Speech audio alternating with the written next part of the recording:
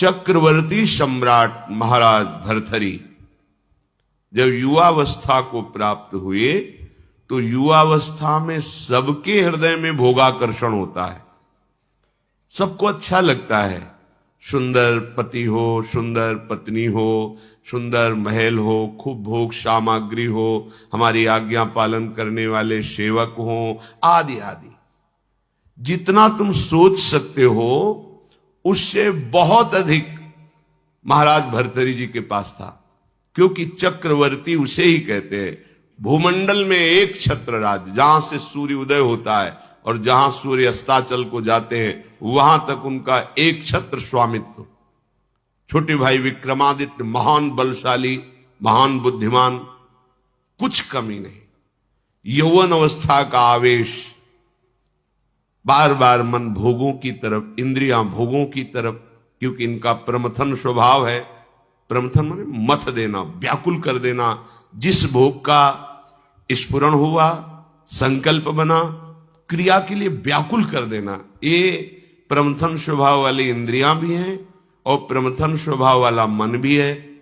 जब तक प्रभु का आश्रय नहीं है तब तक इस व्याकुलता को कोई सह नहीं सकता। इसी व्याकुलता के वश में आके थोड़ी गलती हो जाती, जीवन भर जेल भोगते हैं, पाप बन जाता है, शरीर असाध्य रोगों से ग्रसित हो जाता है, कोई पूछता भी नहीं। बस इन्हीं इंद्रियों के प्रमथन स्वभाव से दुर्गति होती है।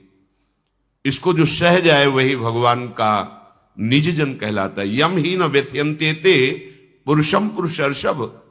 जो इन इंद्रियों के प्रमथन स्वभाव वाले व्याकुलता, विषय आकर्षण को सह गया, वही परम पद का अधिकारी होता है।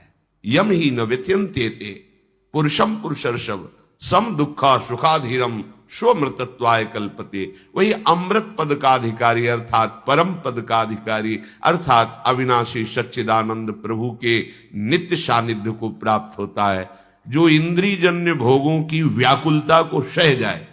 पर वो वही सह सकता है जिसने परम सामर्थ्यशाली भगवान श्री हरि के नाम का आश्रय लिया है। भर्तृहरि जी के हृदय में स्त्री के प्रति आकर्षण पैदा हुआ। सर्व सामर्थ्यशाली थे, आदेश किया, कई बार सुनाया है, पर ये बार बार सुनकर कम से कम समझ में तो आ जाए। विश्व की सबसे सुंदर राजकुमारी को हमारे पास पत्नी के रूप में वर्ण करने के लिए लाया जाए। कौन नहीं चाहेगा ऐसे सम्राट, ऐसे सुंदर वैभवशाली राजा को अपना पति बनाना। एक पिंगला नाम की बहुत सुंदरी युवती को वर्ण किया भर्तृहरि जी ने, और मन में विचारा कि आखिरकार भोगों में क्या सुख, इसके लिए मुझे एकांत चाहिए। विक्रमादित्य से कहा, आप राज्य शासन को संभालिए जब तक हम अनुभव नहीं कर लेते। महल में किसी भी तरह की राज दरबार की बात लेकर कोई ना आवे, मुझे स्वतंत्र छोड़ दिया जाए। राजाज्ञा, संपूर्ण भोगों की बाहुल्यता महल में। क्या कभी आग में धीरे धीरे घी डालने से आग शांत होती है क्या? ऐसे ही भोगों को भोगने से कभी कामाग्नि शांत थोड़ी होती है, और भड़कती है। अगर सुख हो तो विश्राम मिल जाए। एक दिन पिंगला काफी समय व्यतीत होने के बाद वो अपने महल की पीछे खिड़की से झांक रही थी।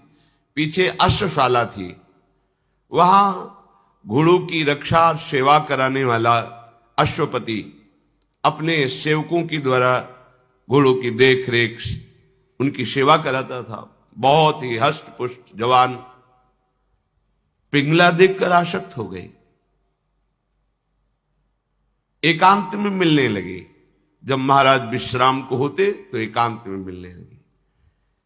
गुप्तचरों के द्वारा यह बात जब विक्रमादित्य को पता चली, बहुत अंदर से पीड़ित हुए कि क्या करूं, अगर मैं कुछ कहता हूं तो कहीं संशय न कर लिया जाए, अगर कहता नहीं हूं तो ये राजा के प्रति बहुत ही बड़ा विश्वासघात हो रहा है, और वो मेरे भ्राता हैं, मैं ऐसा सह नहीं सकता।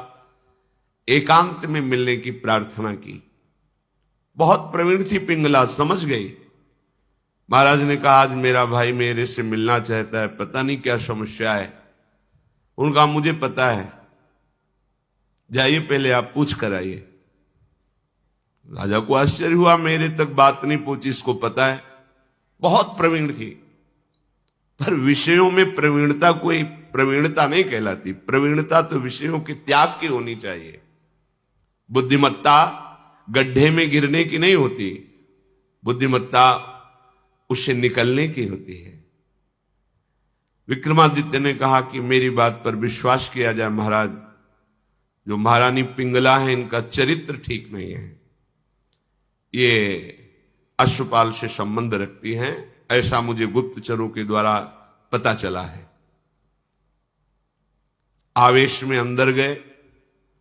रानी ने कहा हम बता रहे हैं। वो क्या बता रहे होंगे? वो यही बता रहे होंगे कि अश्वपाल से हमारा गलत संबंध है। ये तुम्हें कैसे? मुझे पता है। कैसे पता है? देखो हम आपको प्रमाणित नहीं करती, पर आपके भाई चरित्रहीन है।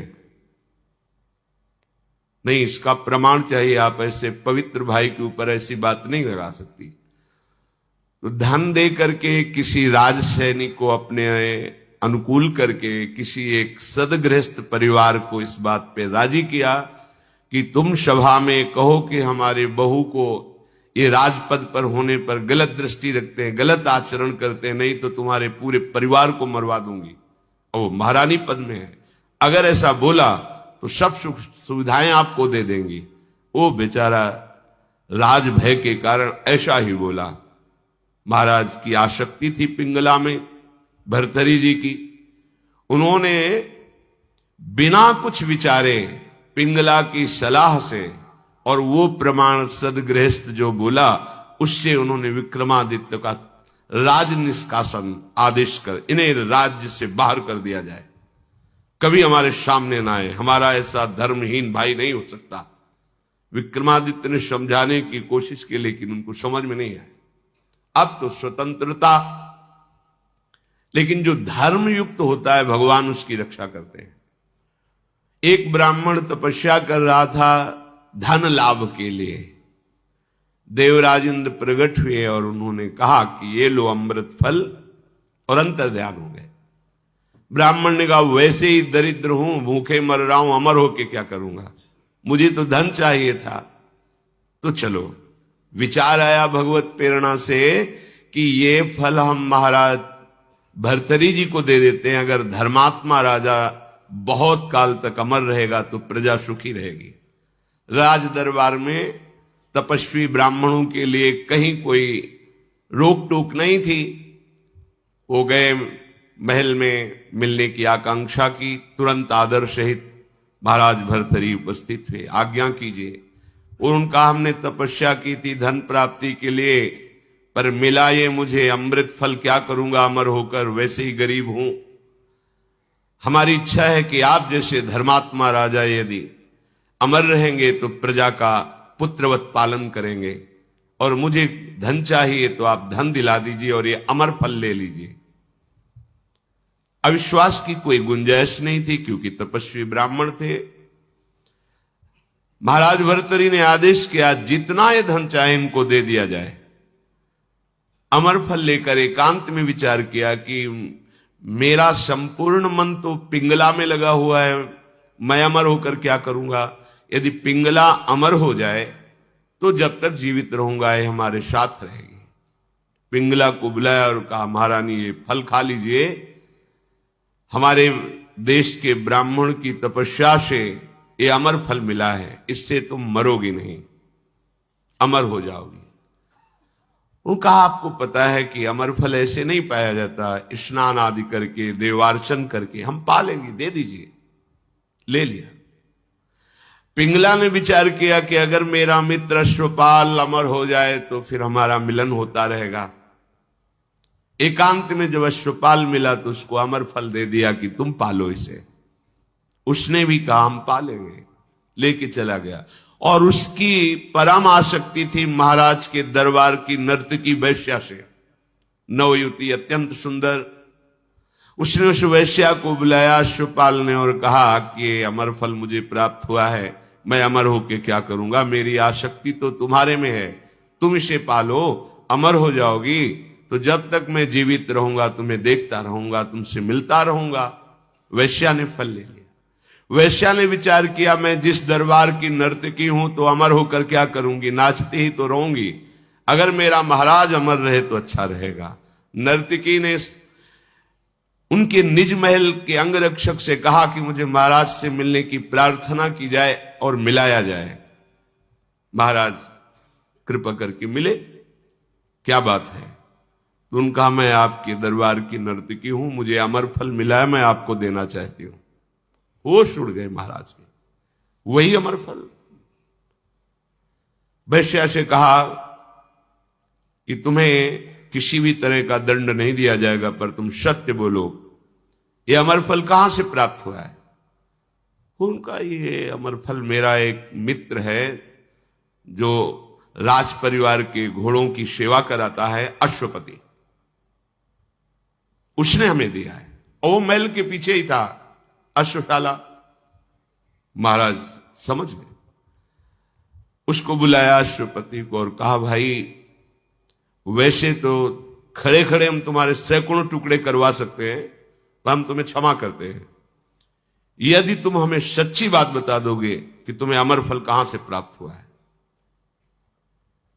डरते हुए भयभीत होकर उसने कहा, महारानी पिंगला ने दिया है।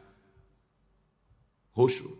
ओहो, मुझ चक्रवर्ती सम्राट से ये तृप्त नहीं है, अश्वपाल से आसक्ति।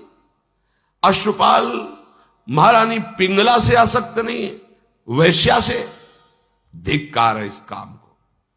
सभा में कलम पधार रहे ऐसी घोषणा कर दी जाए और गुप्तचरों को भेजा कि विक्रमादित्य जहां भी किसी भी जंगल में कहीं भी खोज कर लाए जाए, हम उनसे क्षमा याचना करेंगे।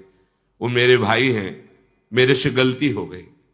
गुप्तचरों को पहले से ही पता था कि वो कहां हैं। विक्रमादित्य को भी बुलाया गया सभा में। भर्तृहरि जी पहुंचे और कहा, पिंगला को उपस्थित किया जाए। राज आज्ञा, तुरंत पिंगला जी को उपस्थित किया गया। बोले, मेरे देश के ब्राह्मणों की तपस्या का फल संपूर्ण प्रजा और राज्यसभा देखे। मैं अपनी तलवार से रानी का गला काटूंगा, पर वो मरेगी नहीं, क्योंकि इसने अमृत फल खाया है। और तलवार खींचा, जे ही प्रहार करो, चीख पड़ी, नहीं महाराज रुकिए। क्यों? तुम्हें संशय है? अमृत फल मिथ्या नहीं हो सकता। उनका मैंने पाया नहीं। क्या किया? अश्वपाल को दे दिया, क्योंकि मेरी आसक्ति अश्वपाल से। कुछ किसी से फिर नहीं बोले। राज मुकुट सिंहासन पर रखकर और कहा, विक्रमादित्य तुम इसका पालन करना, मैं ऐसे निकृष्ट संसार का आश्रय नहीं लूंगा। धिक्कार है। कैसा ये काम है जो मुझ चक्रवर्ती सम्राट से ये पिंगला तृप्ति का अनुभव नहीं कर पाई, विश्राम नहीं मान पाई। ये अश्वपाल से, अश्वपाल महारानी से नहीं, एक वैश्या से।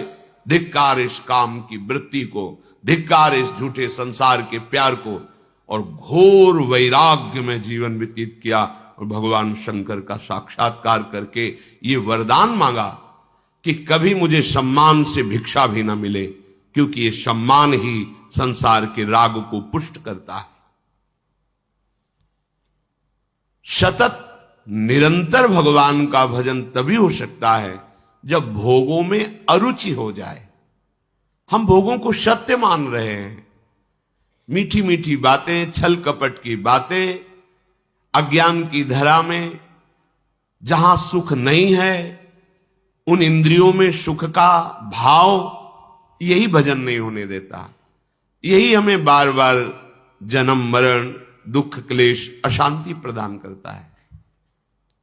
सच्ची मानिए, आप विश्वास कीजिए, आपको प्रभु बहुत प्यार करते हैं, तभी आप सत्संग सुन पा रहे हैं, तभी आप भाग करके आए हैं, आपको प्रभु लाए हैं। अतिशय कृपा राम की हुई, पांव दे यह मार्ग सोई। श्री धाम वृंदावन की तरफ कदम रखना, सत्संग की लालसा, संत दर्शन की लालसा, दुख निवृत्ति का भाव, ये केवल लाडली जी की कृपा, प्रभु की कृपा है आप पर। आप विश्वास कीजिए, केवल आपको इसी जन्म में भगवत प्राप्ति का अवसर मिला है, केवल इसी जन्म में। आप मत सोचिए कि आगे आपका भजन बन जाएगा। सत्य कहते हैं, आगे भजन का मार्ग कोई बोल नहीं सकता। देख लेना, ऐसा समय आएगा कि आप स्वतंत्र रूप से भगवत चर्चा नहीं कर सकते। भगवान कह रहे हैं,